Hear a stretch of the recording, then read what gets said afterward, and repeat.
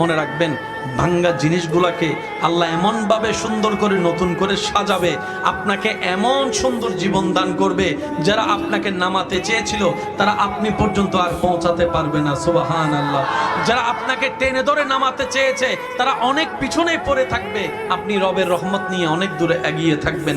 মনে রাখবেন, শুধু একটু সয়ে যাবেন, একটু ধৈর্য ধরে থাকবেন, একটু সহ্য করে চুপ করে থাকবেন। যত সইবেন তত পাইবেন, যত সইবেন তত পাইবেন। কোনো আফসোস নাই, কোনো আপত্তি নাই, কোনো হা হুতাশ নাই। রবকে শুধু এতটুকু বলবেন, যখনই মন খারাপ হবে সিজদায় মাথাটা ঝুঁকিয়ে, ইয়া রব, আমি যা পেয়েছি কোনো কিছু পাওয়ার যোগ্যতা আমার কাছেই নেই, সব তুমি দয়া করে দান করেছো, সব তুমি দয়া করে দান করেছো। একটা জিনিস পাওয়ার যোগ্যতা আমার নাই, এই চোখ পাওয়ার মতো যোগ্যতা আমার কাছে নেই, এই কান শোনার মতো কান আমার কাছে নেই। আল্লাহ, কোনো কিছুরই পাওয়ার যোগ্যতা নাই, তুমি দয়া করে দেখার জন্য দুইটা চোখ দিয়েছো, তোমার দরবারে শুকরিয়া। সুবহানাল্লাহ।